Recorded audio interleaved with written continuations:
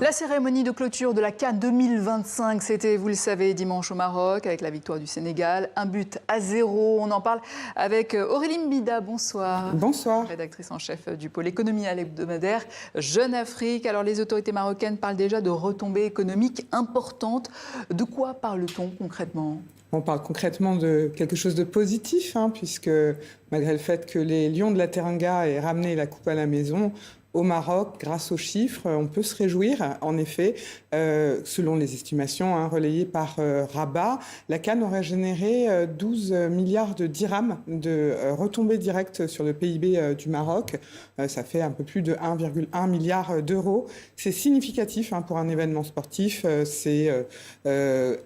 Par contre, un peu circonstancié, parce que évidemment, c'était un pic de consommation lié à l'événement, une accélération des projets et puis évidemment un boost pour beaucoup de secteurs de l'économie. Et parmi ces secteurs, justement, quels sont ceux qui ont le plus bénéficié de la CAN ?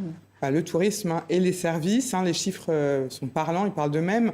1,1 million de spectateurs dans les stades, rien que pour les phases de quart de finale. C'est un record absolu dans 35 éditions de Coupe d'Afrique des Nations. Ce qui a marché et ce qui a été dopé le plus, c'est l'hôtellerie, c'est la restauration, ce sont les transports et puis également le commerce local. Le résultat, on parle de 28 000 emplois créés dans l'hôtellerie, par exemple, selon les chiffres. C'est un signal positif, bien sûr, mais aussi un point de vigilance, parce que ces emplois, naturellement, sont des emplois temporaires, donc il va falloir pouvoir les reconduire et voir si le Maroc pourra avoir la capacité de s'appuyer dessus à l'avenir et dans les saisons touristiques à venir. Donc des effets à court terme, mais y a-t-il aussi des retombées plus durables, sachant que le Maroc va accueillir la Coupe du Monde de football en 2030 avec l'Espagne et le Portugal ? Oui, c'est ça qui est intéressant, bien sûr. C'est le débat derrière la CAN au Maroc, parce que la CAN, ça n'a pas été simplement une nouvelle demande, ça a aussi été un test grandeur nature pour le pays. D'abord, sur le plan des compétences, il y a 12 000 jeunes qui ont été formés aux différents métiers du secteur du tourisme sportif. Si ces compétences demain sont réutilisées, ne serait-ce que pour la Coupe du Monde, c'est un atout pour l'économie marocaine.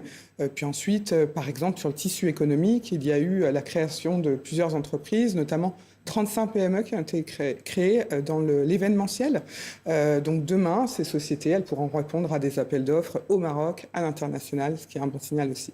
On se souvient que la Côte d'Ivoire s'était aussi posé la question, avait-elle misé trop gros sur la CAN ? Le Maroc prend-il le même risque ? La comparaison, elle est pertinente parce qu'on se souvient des débats lors de l'édition en Côte d'Ivoire.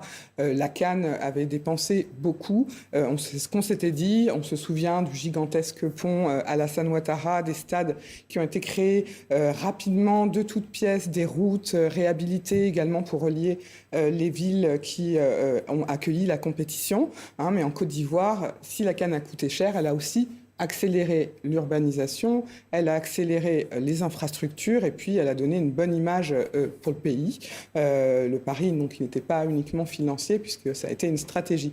Après, si on regarde le Maroc, c'est différent parce qu'ils ont un autre avantage, c'est que la plupart des infrastructures étaient préexistantes et puis elles étaient déjà solides et puis ils avaient déjà cette stratégie de long terme, vous l'avez dit tout à l'heure, avec les grands rendez-vous sportifs à venir au Maroc. Encore une fois, la CAN au Maroc, c'était le grand test plus qu'une fin en soi. Donc, en résumé, Aurélie, peut-on parler de succès économique ?